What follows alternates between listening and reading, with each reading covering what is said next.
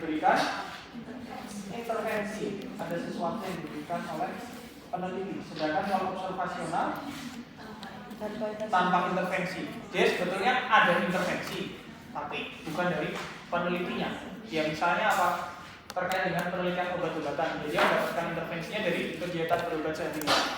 Tapi sama nanti tujuannya untuk melihat hubungan. Nah, nanti dalam penelitian eksperimental yang sering dilakukan itu ada namanya randomized control trial. Lawannya apa? Non randomized control trial. Yang biasanya sering dipakai itu ya randomized control trial. Artinya ada pengacakan terhadap pemilihan sampelnya. Nah, eksperimental ini jarang ditanyakan. Biasanya yang sering ditanyakan itu yang observasional. Penelitian observasional ada berapa? Ada 2. Yang pertama deskriptif sama analitik. Apa bedanya deskriptif dengan analitik? Kalau deskriptif itu tidak melihat hubungan, jadi variabelnya cuma ada 1. Contohnya apa deskriptif itu? Cuma ada 2, case report sama case series. Apa bedanya case report dengan case series? Case report itu adalah kumpulan dari case series itu adalah kumpulan dari case report. Case report itu berarti cuma 1 yang dilaporkan, sedangkan kalau case series itu nanti lebih dari 2. Ada berbagai jenis kasus yang dikumpulkan menjadi 1 menjadi case series. Nah ini juga jarang ditanyakan. Yang sering ditanyakan itu adalah penelitian analitik. Ada berapa jenis penelitian analitik? Ada 3. Yang pertama ada yang namanya studi potong lintang atau cross seksional. Yang kedua ada yang namanya studi kasus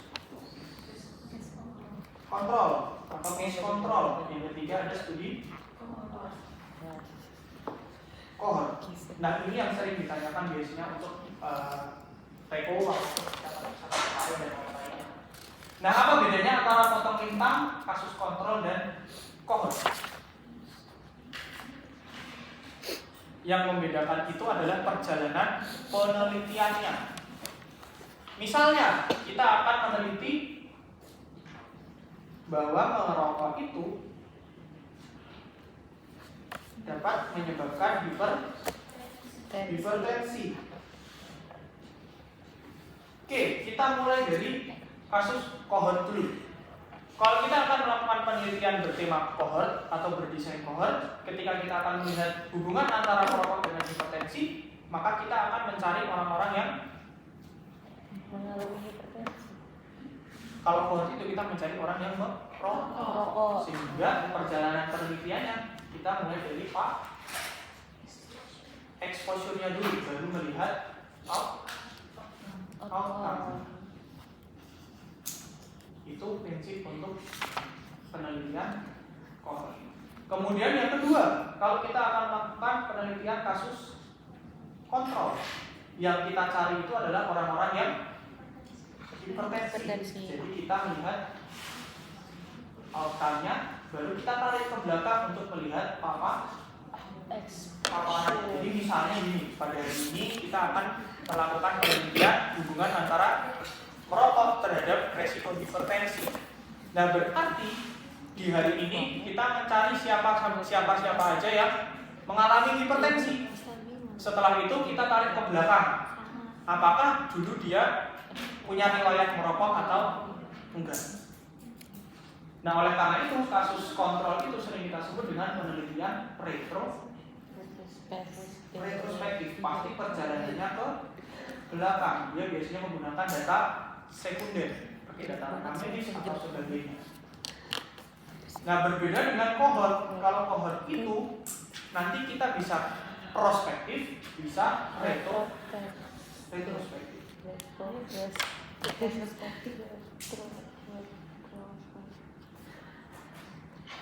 Nah, apa bedanya cohort retrospektif dengan case control retrospektif?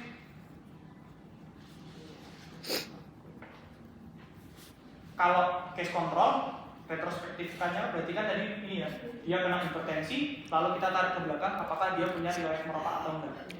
Sedangkan kalau cohort retrospektif itu kita cari di rekam medis apakah ada pasien-pasien yang merokok di sana. Jadi tetap standarnya kita mencari exposure-nya dulu, tetapi exposure di masa lama. Baru kita lihat perjalanan penyakitnya apakah dia mengalami hipertensi atau tidak. Nah, itu perbedaan utama antara kasus kontrol dengan cohort. Kalau cohort prospektif gampang ya, intinya di hari ini kita mencari orang yang merokok, terus kita ikuti perjalanannya ke depan apakah dia mengalami hipertensi atau tidak. Nah, satu lagi ada namanya potong lintang. Apa kalau potong lintang itu? Atau cross seksional. Kalau ini kita tidak melihat perjalanannya, tidak melihat hubungan yang sifatnya temporal. Maksudnya gimana? Misalnya gini, kita mau melihat resiko perokok terhadap kejadian hipertensi. Nah,